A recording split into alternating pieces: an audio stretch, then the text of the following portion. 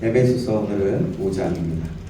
에베소서 5장 15절에서 21절까지 말씀입니다.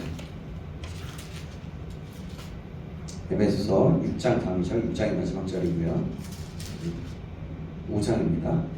자, 찾으셨나요? 네, 314페이지입니다. 제가 가지고 있는 성경책 신약성경입니다. 자, 찾으신 줄 알고 제가 한 구절, 여러분이 한 구절 교독하겠습니다. 그런즉 너희가 어떻게 행할지를 자세히 주의하여 지혜 없는 자 같이 하지 말고 오직 지혜 있는 자 같이 하여 그러므로 어리석은 자가 되지 말고 오직 주의 뜻이 무엇인지 이해하라. 술 취하지 말라. 이는 강탈한 것이니 오직 성령으로 충만함을 받으라. 시와 찬송과 신령한 노래들로 서로 화답하며 너희의 마음으로 주께 노래하며 찬송하며 범사의 우리 주 예수 그리스도의 이름으로 항상 아버지 하나님께 감사하며 같이 있습니다. 그리스도를 경외함으로 피차 복종하라. 아멘. 네, 오늘은 좀 직관적인 제목인데요. 결산이 없는 믿음은 성장하지 않습니다. 라는 제목으로 하나님 말씀 받겠습니다. 결산이 없는 믿음은 성장하지 않습니다. 라는 제목으로 하나님 말씀 받겠습니다. 우리 좌우 옆 사람과 함께 인사 나눌까요? 예, 잘 오셨습니다. 잘하셨습니다. 여러분 잘 오셨고 주님의 이름으로 사랑하고 축복합니다. 예, 벌써 올해가 저물어 가고 있습니다. 저물어 가고 있습니다. 예, 이제 2026년도가 다가오고 있는데요. 우리 오늘 이 시간에 정말 결산이 무엇이고 또 어떤 오늘 우리에게 말씀하시는 메시지가 무엇인지 듣기 원합니다. 올해 세계 무대에서 가장 주목받은 한국 선수 가운데 한 사람이 있었습니다. 누군지 아세요? 최근에 1위를 했죠. 세계 선수권. 네, 맞습니다. 안세영입니다. 배드민턴 국가대표 안세영 선수예요. 네. 그녀는 뭐냐면 한 해 동안 국제 대회에서 무려 11차례나 정상에 오르었어요. 누가 보아도 지금 가장 강한 세계에서 가장 정말 배드민턴 잘 치는 선수라는 평가를 받았습니다. 그런데 안세영 선수가 특히 기억에 남는 이유는 올해 마지막 대회가 있었는데 중국에서 열린 결승전 때문이었습니다. 홈 관중의 일반적인 응원 속에서 세계 최정상의 그 선수들을 상대했었고 그 경기 중에는 다리에 쥐가 날 정도로 몸 상태도 쉽지 않았다고 인터뷰 중에서 말했어요. 그럼에도 끝까지 포기하지 않고 경기를 마무리하면서 우승으로 한 해를 정리했습니다. 그녀는 인터뷰에서 이렇게 말했습니다. 모든 경기가 힘들었지만 마지막을 잘 마무리해서 마음이 편안합니다. 라고 얘기했어요. 여러분 시작도 중요하지만 마무리는 더 중요합니다. 사람들은 종종 이렇게 말합니다. 1월에는 미래를 꿈꾸며 살고 또 한 해의 중간에는 현실에 치여 살다가 현실적인 일로 살다가 12월이 되면 문득 허무함과 공허함이 찾아온다고 말합니다. 공감이 좀 되는 말이기도 합니다. 한 해를 돌아보는 이 시기에는 나는 무엇을 위해 이렇게 달려왔을까? 남은 것은 무엇일까 봐요. 이런 질문이 자연스럽게 떠오르기도 하고 나 자신에게 되묻기도 합니다. 그래서 마무리가 굉장히 중요한 거예요. 좋은 사람은 끝까지 좋은 사람이고 진짜 사람은 마지막까지 아름다워요. 일도 관계도 삶도 마찬가지입니다. 끝이 좋아야 진짜 가치가 드러나게 되어 있어요.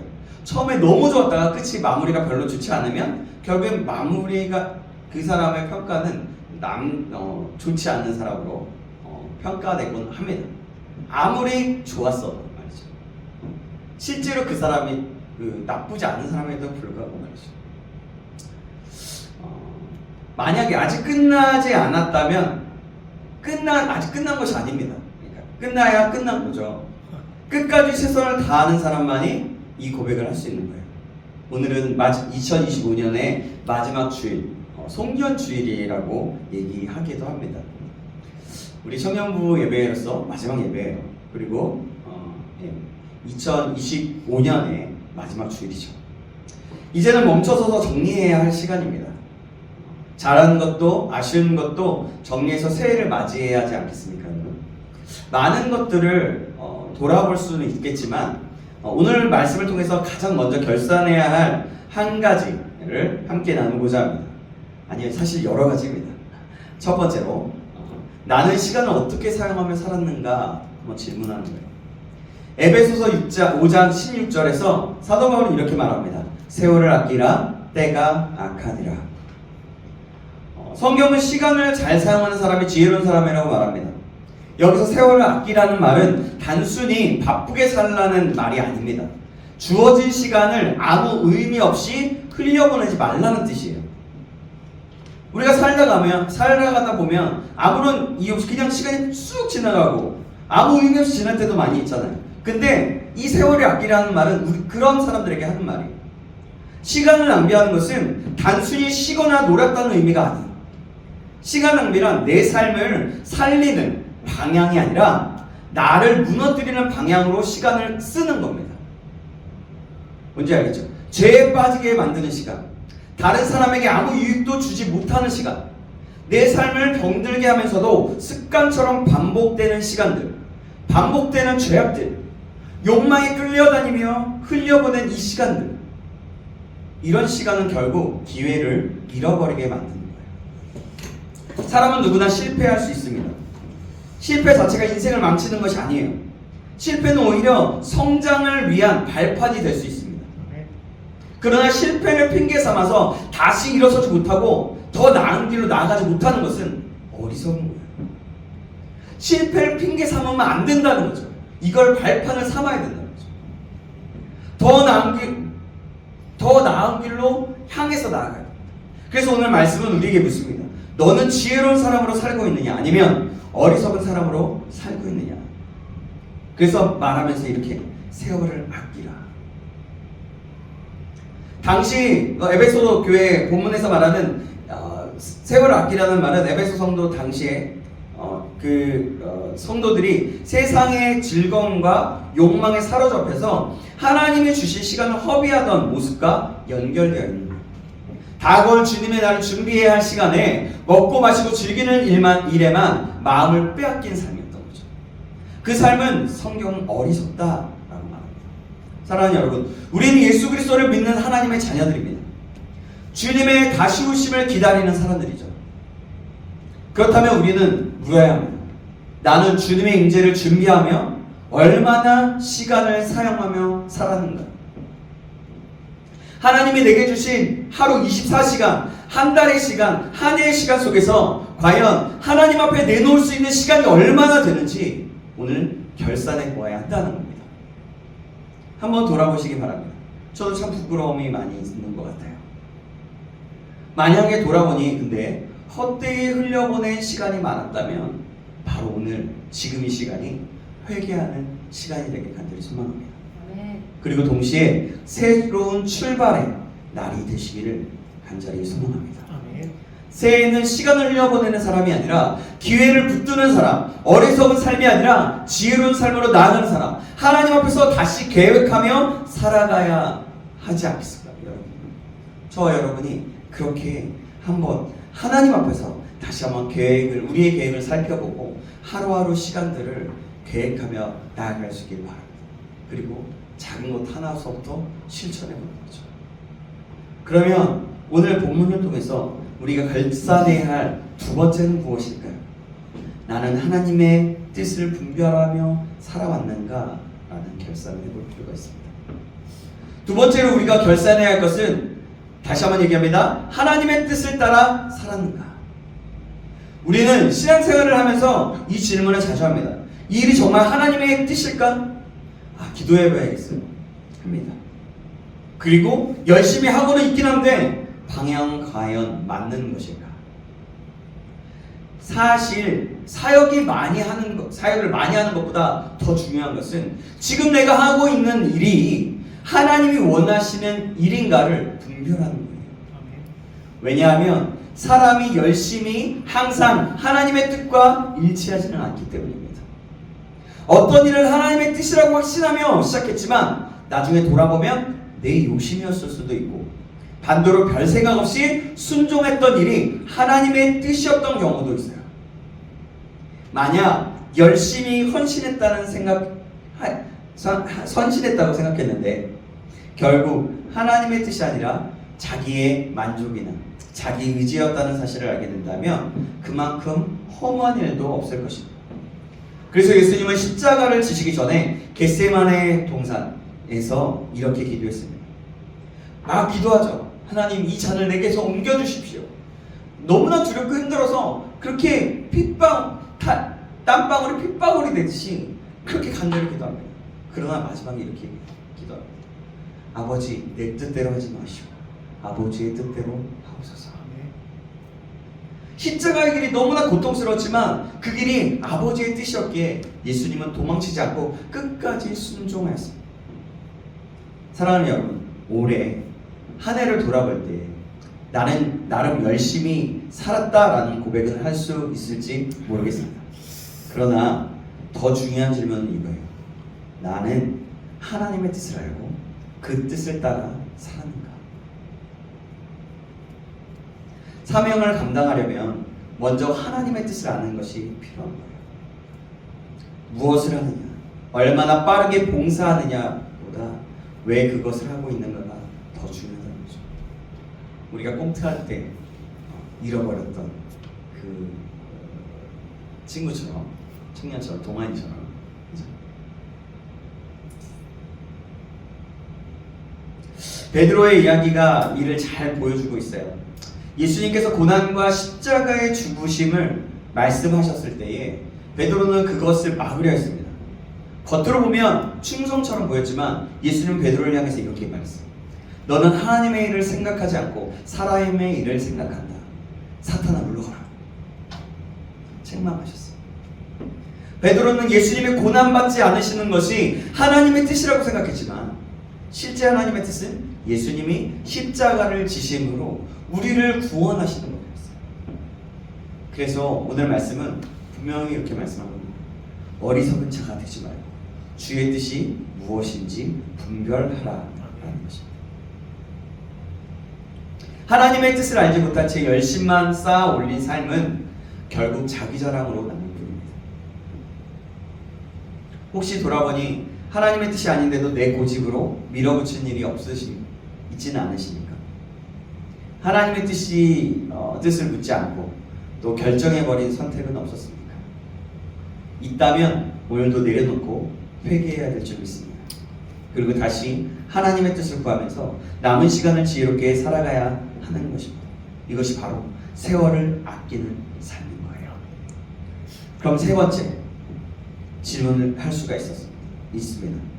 우리가 결산해야 할 것, 나는 방탕한 삶을 경계하며 살았는가?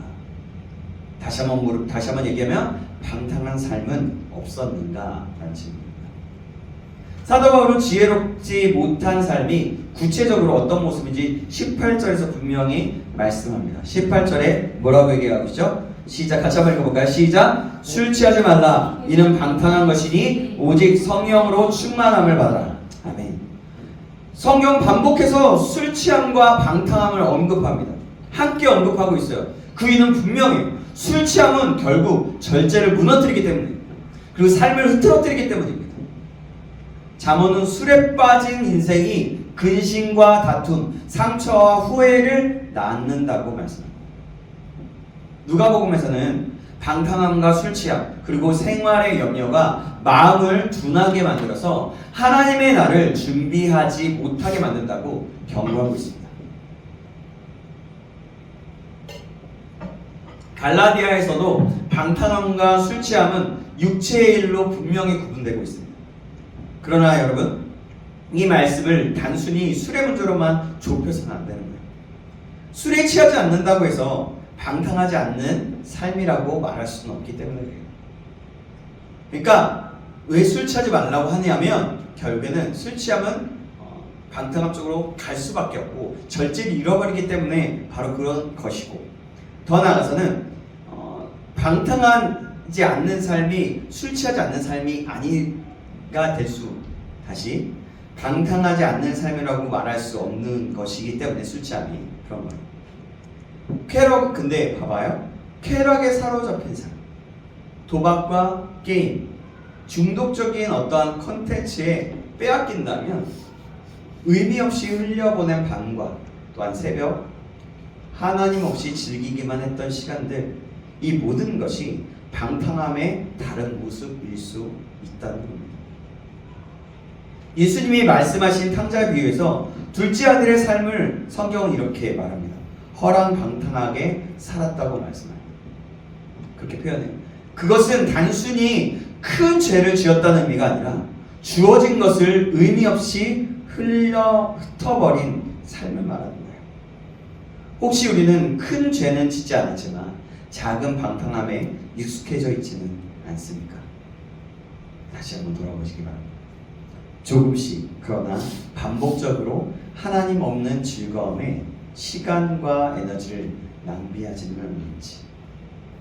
만약 그렇다면 오늘이 바로 돌이킬 수 있는 시간인 줄 믿습니다. 아멘. 방탕함을 끊어내고 다시 절제의 자리로 돌아와야 하는 겁니다. 아멘. 그리고 새해를 새로운 결단과 새로운 방향으로, 하나님의 방향으로 맞이해야 하는 것입니다. 그럼 이제 네 번째로 가겠습니다. 네 번째로 우리가 반드시 결산해야 할 것은 뭐냐면 나는 성령 충만한 삶을 살았는가입니다. 우리 아까 읽었던 에베소서 5장 18절은 이렇게 말씀하고 있죠. 술 취하지 말라 이는 방탕한 것이니. 뒤에 뭐라고 얘기해요? 오직 성령으로 충만함을 받으라. 아멘. 이 말씀은 선택이 아니라 명령입니다. 우리는 이 질문을 정직하게 던져보아야 합니다. 올해 나의 삶은 성령의 인도하심 아래 있었는가? 아니면 내 생각과 내 감정과 혹은 내 이 세상의 흐름에 끌려다닌 삶이었는가? 혹시 모르게 사단의 유혹에 흔들리며 영적으로 무기력하게 살지는 않았는지도 돌아보아야 합니다. 성령 충만하지 않으면 우리는 결국 자기 힘으로 신앙생활을 하게 됩니다. 그러면 감당할 수 있는 일이 매우 제한적입니다.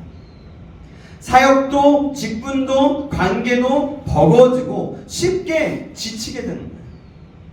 생각해 보세요. 여러분들이 우리가 지칠 때가 어땠는지, 내가 지칠 때 어떤 모습으로 내가 있었는지 한번 돌아보세요.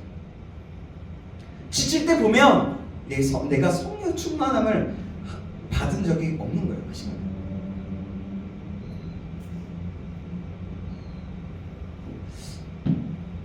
그래서 우리는 계속해서 결산을 해야 된다. 올해 맡겨진 자리에서 하나님이 주신 그런 사명을 잘 감당했는가? 아니면 형식적으로 겨우 버티며 지나오지는 않았는가? 성령 충만한 사람은 자기 힘으로는 할 수 없다고 생각했던 일까지도 하나님의 은혜로 감당하게 되는 거예요. 그 삶의 증거는 본인이 가장 잘 알고 있습니다. 내가 올해 성령 충만함으로 살았는가? 누가 판단하지 않아도요, 하나님이 너 이거 잘못했어 라고 말하지 않아도요, 내 자신이 잘 돌아보면 알 수가 있어요. 반대로 성령 충만을 사모하지 않고 기도와 말씀의 자리를 멀리했다면 주님 앞에서 이렇게 들을지도 모릅니다. 악하고 게으른 종아. 그래서 성경은 말씀합니다. 성령을 근심하게 하지 말라. 기도할 때도 성령 안에서 기도해야 하고 찬양할 때도 성령 안에서 찬양해야 합니다. 왜냐하면 성령 충만이 무너지면 다른 모든 신앙의 영역도 함께 흔들리기 때문에 그렇습니다. 성령이 아닌 다른 힘으로 하려고 할 때 우리는 어느 순간 하나님의 일을 한다고 하면서도 사단이 기뻐하는 일을 하게 될 수 있습니다. 사랑하는 여러분, 새해를 앞둔 이 시점에서 무엇보다 먼저 회복해야 할 것은 성령 충만인 줄 믿습니다. 아멘. 아멘. 성령으로 시작하고 성령으로 걸어가고 성령으로 마무리하는 삶, 그 삶이 바로 지혜로운 삶입니다. 자, 그럼 이제 다섯 번째 우리가 결산해야 할 것은 무엇일까요? 나는 하나님을 찬양하는 삶을 살았는가입니다. 에베소서 5장 19절은 오늘 본문은 이렇게 말씀합니다. 19절 말씀을 같이 한번 읽어볼까요? 시작! 시와 찬송과 신령한 노래들로 서로 화답하며 너희의 마음으로 주께 노래하며 찬송하며. 아멘. 그 찬송하라는 거예요. 찬양은 우리가 예배하는 이 자리에서만 부르는 노래가 아닙니다. 찬양은 하나님을 높이는 그런 그런 삶의 태도인 거예요. 내 속에 내 삶을 노래하는 내 삶. 그래서 우리는 돌아봐야 하는 겁니다. 올해의 나의 삶은 하나님의 이름을 드러내는 삶이었는가? 아니면 하나님의 영광을 가리는 삶이었는가? 하나님을 찬양하는 글을 얼마나 적어보았는지, 하나님을 내 삶에 찬양을 듣는 그 시간이 얼마만큼 있었는지, 그 속에서 얼마만큼 은혜를 받고 얼마만큼 찬양으로 흥얼흥얼 되면서 높이며 살았는지, 그리고 하나님 예수님을 자랑하는 고백을 얼마나 입술로 나눴는지, 기도와 찬양으로 하나님의 은혜를 증거한 시간이 얼마나 되었는지 결산해 보아야 한다. 우리 인생의 궁극적인 목적은 분명해요. 뭘까요? 뭘까요? 여러분 뭘까요? 모르겠어요? 구원? 뭘까요? 우리의 삶의 목적. 하나님을 기쁘시게 하고 뭐냐면 하나님께 영광을 돌리는 삶인 거예요. 성경은 분명히 말씀합니다. 먹든지 마시든지 무엇을 하든지 모든 것을 하나님의 영광을 위하여 하라. 찬양은 하나님께 영광을 돌리는 가장 직접적인 방법 가운데 하나예요. 찬양이 울려 퍼질 때 하나님의 이름이 높아지고 예수 그리스도의 이름이 증거가 되기 때문입니다. 시편 기자는 이렇게 고백합니다. 그때 우리의 입에는 웃음이 가득하고 우리 혀에는 찬양이 찼도다. 가득하도다. 이스라엘 백성들이 포로 생활에서 해방되었을 때 그들의 입술에는 불평이 아니라 하나님을 찬양하는 것으로 가득 찼습니다. 사랑하는 여러분, 올해 우리 입술에는 무엇으로 가득 차 있습니까? 찬양이었습니까? 아니면 불평과 원망이었습니까? 저 역시 이 말씀 앞에서 스스로를 돌아보게 됩니다. 찬양하는 곡조가 있는 기도이기 때문에 찬양하는 것은 굉장히 중요한 겁니다. 그래서 우리의 기도가 노래가 되어 하나님께 올라가는 시간, 그 시간이 우리에게 꼭 필요한 거예요. 그래서 새해에는 우리의 입술이 찬양으로 가득 차고 우리의 삶 전체가 하나님을 높이는 예배가 되기를 주님의 이름으로 축원합니다. 아멘. 아멘. 여러분, 이것이 우리가 결산해야 할 6번째입니다.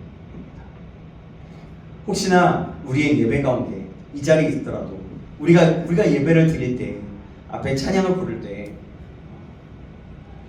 어떠한가 상관없이, 우리의 찬양팀과 우리의 어떤 누구의 모습과 상관없이 하나님께 집중하지 못했다면 우리는 다시 한번 돌아볼 필요가 있습니다. 그 시간에 어떤가 상관없이 누가 나와도 상관없어요. 어떤 사람이 새해 처음 보는 사람이 나와서 찬양을 인도해도 상관이 없어요. 내가 그 찬양 속에서 하나님을 얼마만큼 높였는지 우리는 다시 한번 또한 돌아볼 필요가 있어요. 그래서 우리의 예배, 우리의 삶 전체 그런 하나님을 높이는 진정한 예배가 되길 다시 한번 주님의 이름으로 축원합니다. 그럼 마지막으로 7번째입니다. 아니요, 7번째 마지막이 아니냐? 한 번 7번째입니다. 그러면 7번째 우리가 결산해야 될 것, 주님 안에서 서로 복종하는 삶을 살았는가입니다. 자, 오늘 본문 21절은 이렇게 말씀하죠. 그리스도를 경외함으로 피차 복종하라라고 말씀합니다. 이 말씀은 단순히 사람을 두려워하는 말이 아니라 그리스도를 경외하는 사람이라면 그 결과로 서로를 존중하고 섬기는 삶을 살게 된다는 뜻이에요. 하나님을 경외한다고 말하면서 사람을 무시하고 공동체를 힘들게 한다면 그 경외는 온전하다고 말할 수 없어요. 오늘 본문 뒤에서 이어지는 말씀을 보면 부부관계 속에서도 서로 사랑하고 서로 존중하며 서로 복종하는 삶을 강조합니다. 이 원리는 가정뿐만 아니라 교회 공동체에도 그대로 적용됩니다. 교회는 그리스도의 몸이죠. 우리의 몸을 한번 생각해 보십시오. 손이 수고해야 필요한 것을 얻고 또 발이 수고해야 원하는 곳으로 갈 수 있잖아요. 그렇죠? 또 눈이 수고해야 넘어지지 않고 귀를 분별할 수 있잖아요. 그렇잖아요? 어느 한 지체라도 자기의 역할을 멈추면 몸 전체가 불편해지게 되는 겁니다. 교회도 마찬가지예요. 각자의 자리는 다르지만 모든 지체가 서로 살리기 위해 존재하는 겁니다. 그래서 서로 복종하는 삶에 가장 실제적인 모습은 자신에게 맡겨진 사역을 묵묵히 감당하는 겁니다. 내가 맡은 자리를 성실히 지킬 때에 아무 생각 없이 그냥 지나가는 것이 아니라, 남에게 맡기고 이런 것이 아니라, 하기 싫어서 막 뒤로 제쳐지는 것이 아니라, 하기 싫더라도 내가 있는 자리, 내가 맡은 그 자리에서 성실하게, 내가 그럼 이 시간을 어떻게 섬길 수 있을까? 또 남들이 혹시라도 그 역할을 감당하지 못하면 내가 그 자리를 어떻게 그가 감당해 나갈수록 도와줄 수 있을까? 고민하는 거죠. 그렇게 성실히 지킬 때 그것이 곧 하나님께 대한 복종이 되는 거예요. 동시에 공동체를 향한 복종이 되는 겁니다. 서로를 세워주는 이 복종의 삶이 있을 때 교회는 건강해지고 하나님의 영광이 드러나게 되는 겁니다.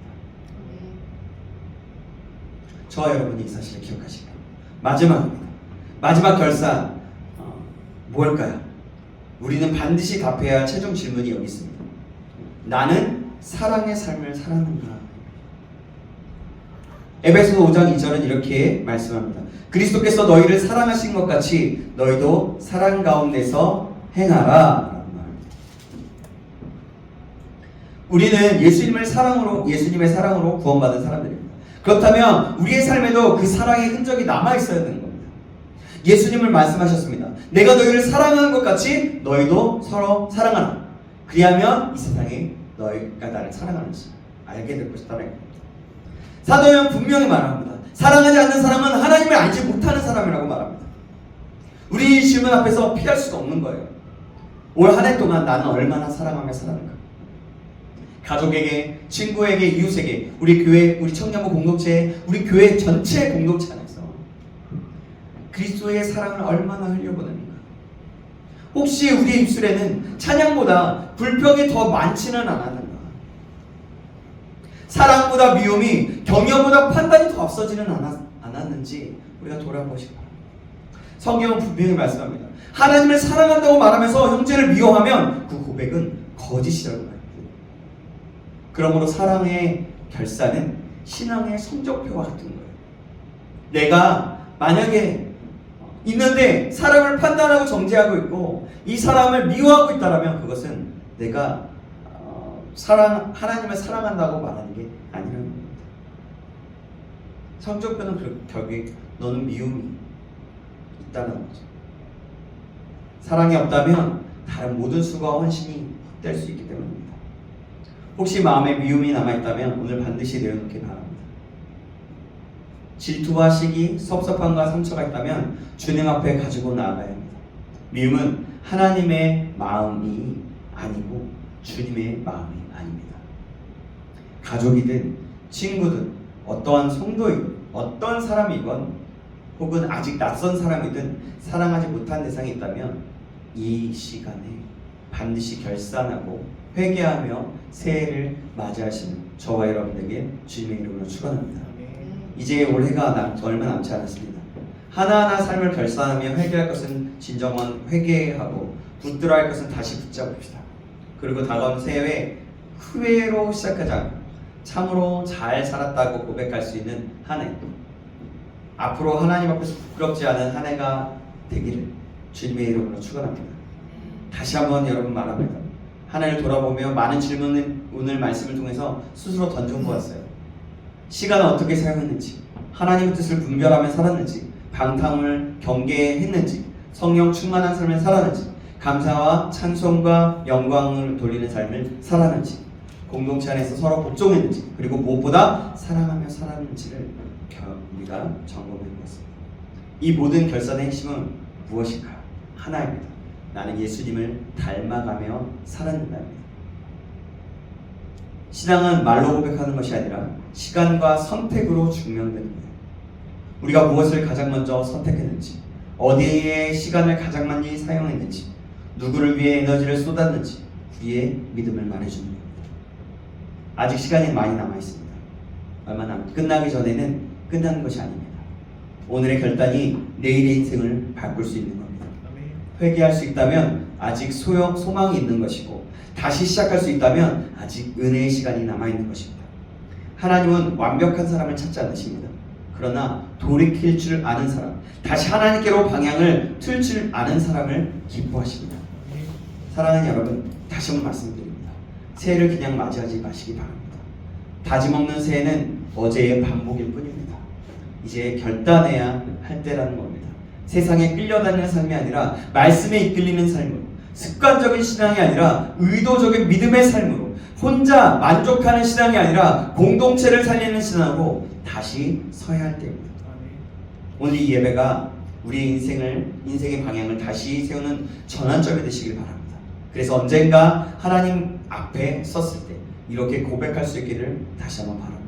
주님, 내가 부족했지만 주님을 향해 살려고 애썼습니다. 하나님 앞에서, 주님 앞에서 담대하게 이렇게 말할 수 있는 저와 여러분 되시길 주님의 이름으로 축원합니다. 기도하겠습니다. 하나님 아버지, 한 해를 돌아보며 우리의 삶을 정직하게 비춰보게 하시니 감사합니다. 시간을 낭비한 순간들도 있었고, 하나님의 뜻보다 내 생각을 앞세운 선택들이 있었고, 절제하지 못한 삶과 성령 충만을 사모하지 못했던 나태함이 있었습니다. 이 모든 것 주님 앞에 내려놓습니다. 입술에는 찬양보다 불평이 많았고, 사랑해야 할 자리에서 미움과 판단으로 반응했던 저의 모습을 용서하여 주시옵소서. 그래서 주님, 이 시간을, 이제 남은 시간을 새롭게 살게 하여 주시고, 성령 충만함을 기대하고 소망하며 성령 충만함으로 살아가게 하시며, 하나님의 뜻을 분별하며 사랑으로 공동체를 세우는 우리 한 사람 한 사람 될 수 있도록 인도하여 주시옵소서. 그래서 우리의 마지막 삶, 우리의 모든 삶 가운데서 주님 앞에 있을 때에, 또 한 해를 돌아볼 때, 내가 잘했다, 내가 하나님 열심히 살았습니다 라고 고백할 수 있는 그런 믿음의 사람 될 수 있도록, 그리고 또한 주님 앞에 잘하였다, 착하고 충성된 종아, 이렇게 칭찬받는 삶 될 수 있도록 주님 인도하시고 붙잡아 주시옵소서. 살아계신 우리 구주 예수 그리스도의 이름으로 기도합니다. 아멘.